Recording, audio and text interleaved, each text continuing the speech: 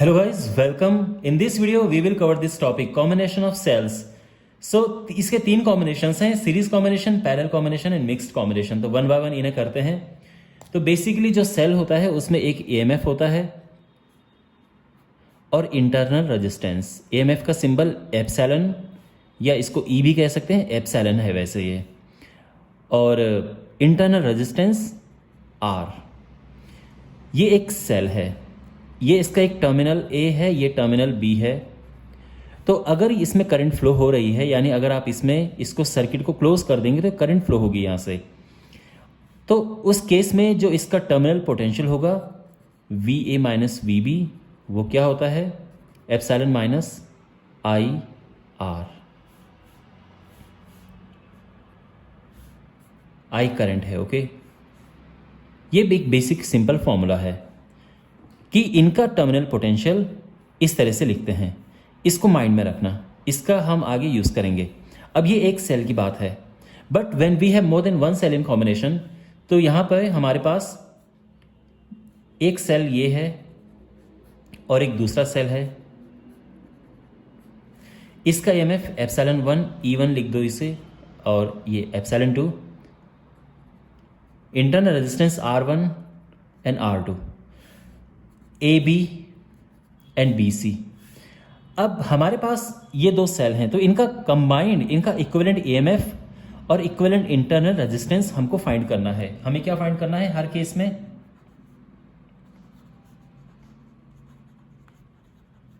Equivalent EMF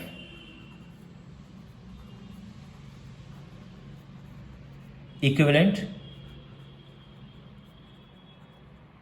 internal resistance और maximum current का भी एक्सप्रेशन हम निकालेंगे।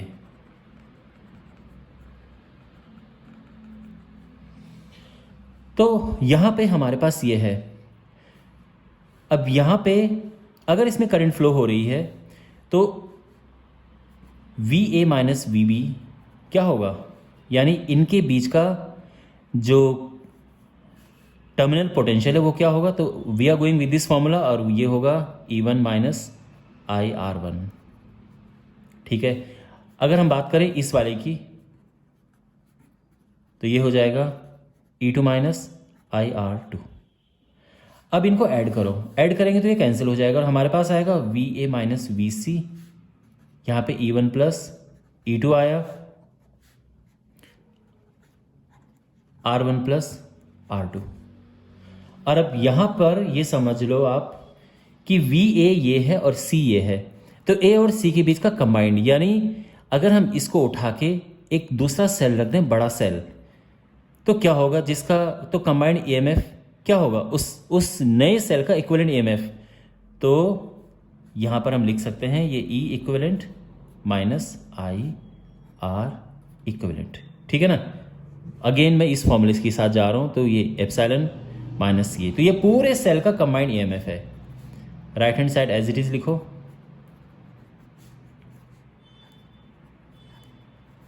और अब यहां पे आ जाएगा E equivalent is E1 plus E2 and R equivalent is R1 plus R2। ये इसका combined equivalent EMF and equivalent internal resistance. तो बेसिकली जब सेल सीरीज में होते हैं तो सीधे प्लस हो जाते हैं। अब हमारे पास अगर n सेल हैं,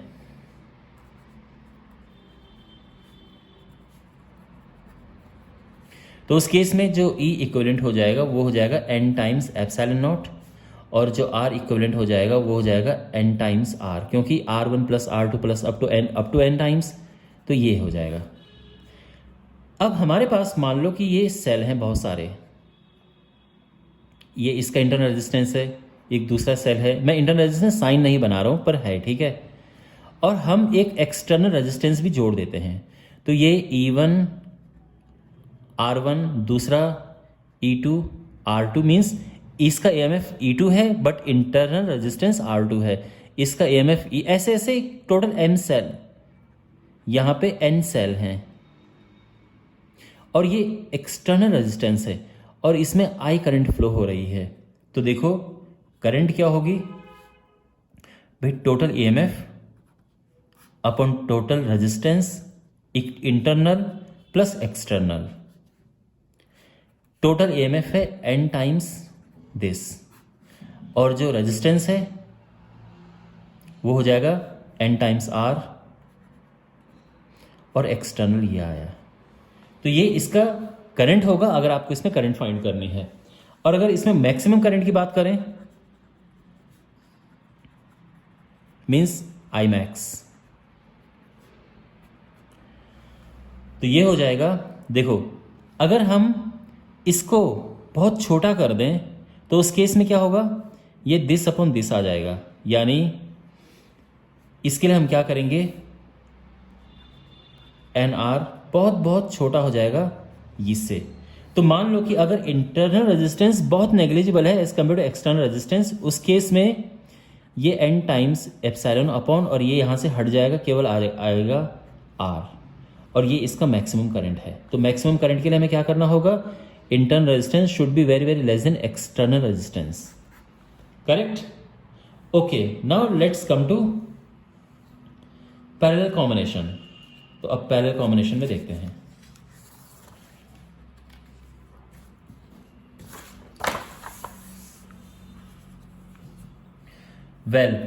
हमारे पास एक सेल है, ये उसका इंटरनल रेजिस्टेंस,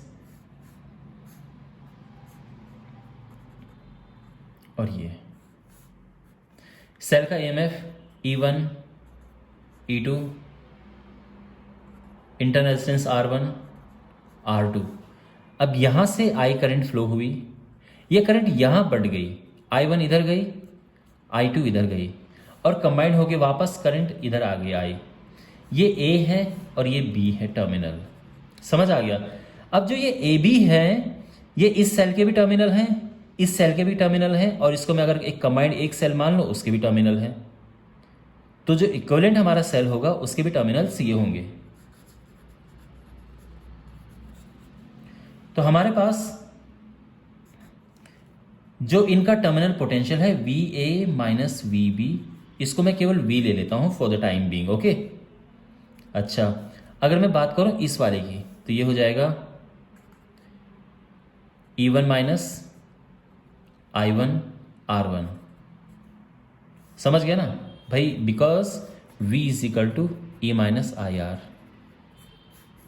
तो अगर मैं इस तरफ से देखूं तो बिकॉज टर्मिनल पोटेंशियल V है, तो V is E1 minus this, यहां से हम I1 निकाल देंगे। तो I1 R1 will be E1 V minus V, और यहां से I1 आ जाएगा E1 minus V upon R1, ठीक है। अब बात करते हैं यहां से, देखते हैं आप VA minus VB, again V, यहां पर E2 minus I2 R2, okay. तो यहां पे ये हो जाएगा, इस तरफ आएगा I2 R2 is equal to E2 minus V, और ये I2 आ जाएगा E2 minus V upon R2। यहां तक सब क्लियर है, each and everything is clear. अब मैं बात करता हूं कंबाइंड की, पूरे कंबाइंड की। तो कंबाइंड में क्या होगा, again VA minus VB is equal to V, और ये हो जाएगा E इक्विवेलेंट माइनस I, जो पूरी करंट है वो I है, R इक्विवेलेंट, और यहां से I into R equivalent is equal to E equivalent minus V, और यहां से कंबाइंड I आ जाएगा, ये नीचे जाएगा, E equivalent minus V upon R equivalent, ठीक है, clear. Now you know that I is equal to I1 plus I2। तो ये तीनों वैल्यूज यहां रखो भाई, I तो यहां बटी ना, I1 इधर गया, I2 इधर गया, so we have E equivalent minus V upon R equivalent, और यहां पे आ जाएगा E1 minus V upon R1 from this,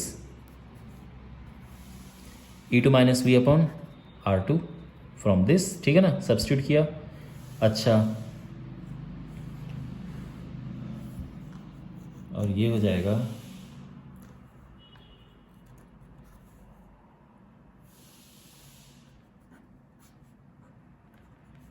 देखो E1 अपॉन R1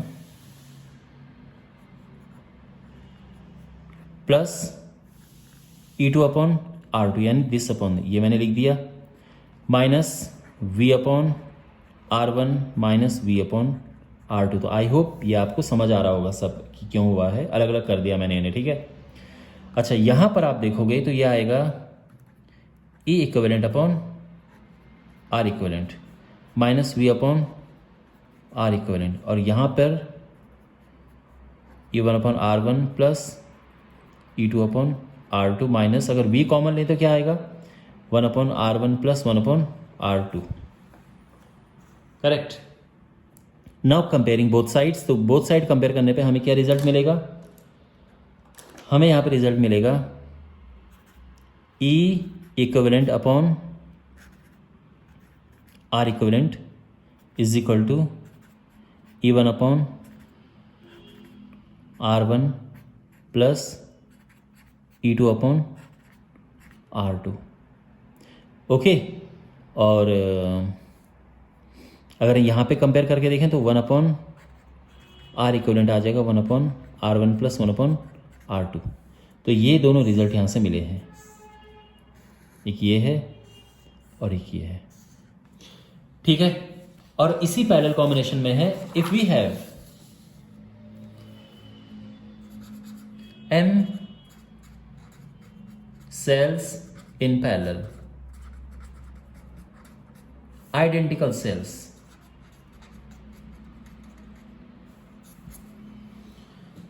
तो क्या होगा देखो,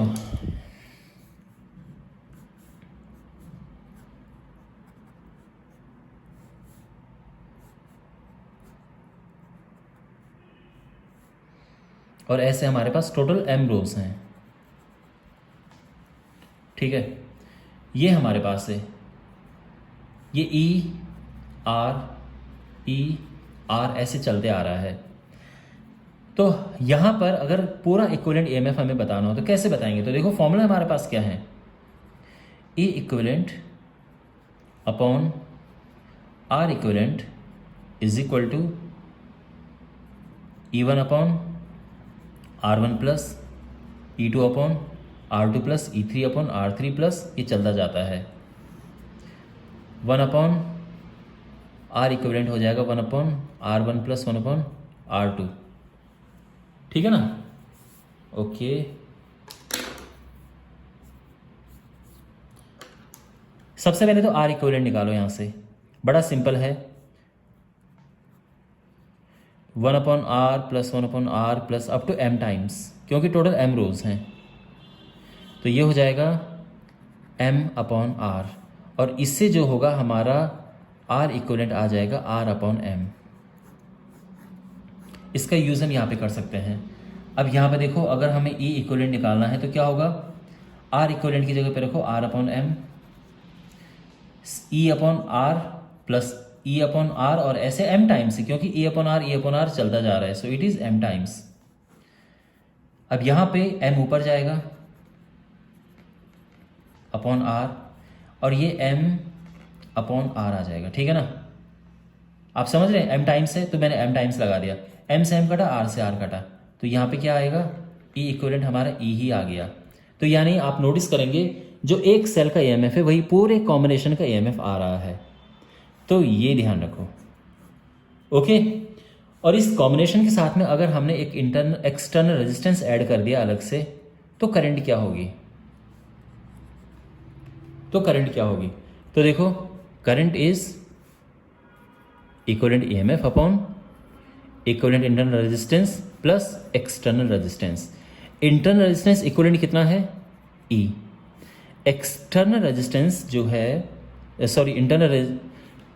ये क्या है, EMF क्या है, E है, रेजिस्टेंस क्या है, that is R upon M, और ये है R। अब एलसीएम लेंगे, ये ऐसी शेप है R की, अब ये ऊपर जाएगा,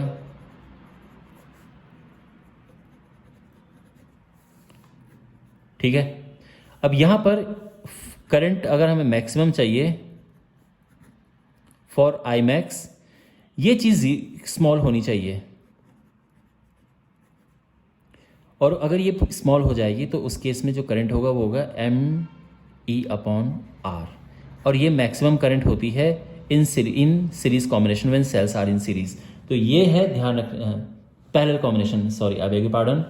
इन parallel combination this is the maximum current और ये इक्विवेलेंट EMF जो मैंने अभी पीछे आपको ये सब करवाया, this is the parallel combination. Now come to mixed combination. अच्छा, अभी तक मैं आपको चलो मिक्स्ड कॉम्बिनेशन में आपको पूरा सब समरी समझ आ जाएगा। यहां पर हम क्या करते हैं कि सेल को मिक्स करते हैं, तो हमारे पास total n cell in each of m rows. तो फिर उस केस में हमें बताना है कि इक्विवेलेंट EMF क्या है और इक्विवेलेंट इंटरनल रेजिस्टेंस क्या है। तो ये सीन किस तरह से है, ये सेल है और हर एक सेल में इंटरनल रेजिस्टेंस है, मैं लिख नहीं रहा हूं बट है। फिर एक ऐसे ही दूसरी रो है, फिर ऐसे ही तीसरी रो है, और ऐसे ही ये चलती जा रही है, ठीक है ना। तो ये जो है ये n सेल्स और ये टोटल कितनी है, m रोज हैं। तो अब हमें इनका combined EMF and combined resistance निकालना है, which is very simple, not very difficult. तो यहां पर आप देखेंगे कि EMF ऑफ ईच रो, तो सिंपली आ जाएगा ईच रो का क्या आएगा, n टाइम्स ये, बिकॉज रो में सीधे प्लस हो जाते हैं आपस में वो। सो देयरफॉर इक्विवेलेंट क्या होगा, वो भी वही होगा। क्यों? क्योंकि रो से फर्क नहीं पड़ता है, कितनी भी रोज लगा दो, जितना एक रो में होगा उतना ही होगा, अगर हर एक रो का सेम है। अगर हर एक रो का ये है तो कितनी भी रोज लग जाएं यही आएगा। अब बात करते हैं रेजिस्टेंस की। तो internal resistance of each row, तो n टाइम्स R आ जाएगा, जो हमने शुरू में पढ़ा था कि सीधे जब सीरीज में सीधे प्लस हो जाते हैं रेजिस्टेंस, इंटरनल रेजिस्टेंसेस, तो ये हो जाएगा। सो टोटल इंटरनल रेजिस्टेंस क्या होगा, यानी R इक्विवेलेंट, तो ये हो जाएगा NR/M, क्योंकि हमारे पास m रोज हैं। तो आपको पता है ना, अभी पीछे करवाया था कि जो पैरेलल में क्या होता है, अपॉन हो जाता है, तो अपॉन m, तो इसीलिए यहाँ पे भी अपॉन m आ गया है, क्योंकि रोज हैं, पैरेलल में है वो, तो हमें ये मिल गया है। अब इस केस में करंट क्या होगी, तो अगर हम इसको एक एक्सटर्नल रेजिस्टेंस के साथ में जोड़ दें तो क्या करंट फ्लो होगी, तो current equivalent EMF upon equivalent resistance plus external resistance. Equivalent EMF क्या है, NE। इक्विवेलेंट रेजिस्टेंस क्या है, दैट इज NR/M, और ये है ये। LCM लेंगे,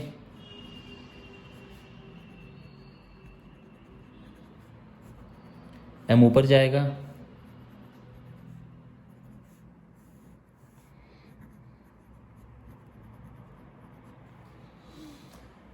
ठीक है। अब देखो फॉर I मैक्स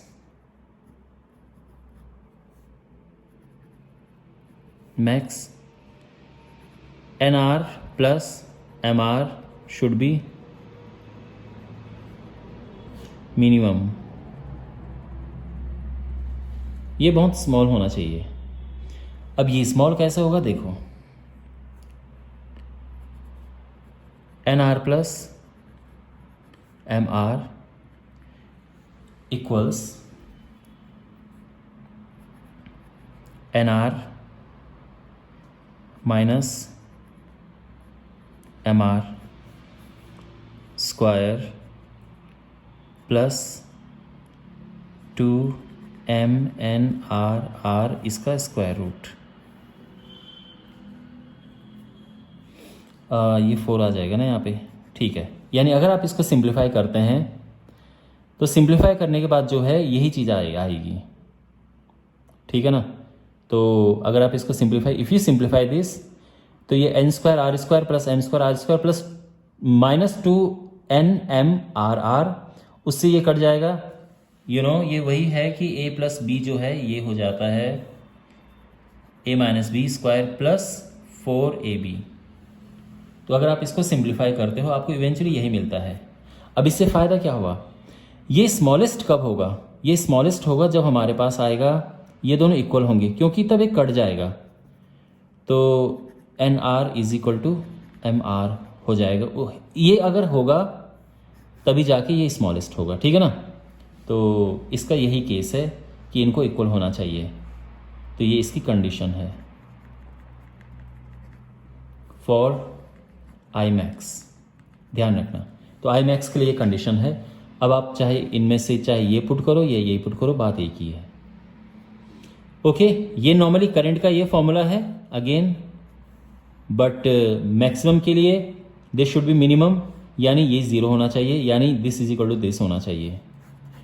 तो ये हमारा मिक्स्ड कॉम्बिनेशन है। वेल, आई होप आपको ये वीडियो यूजफुल लगा होगा।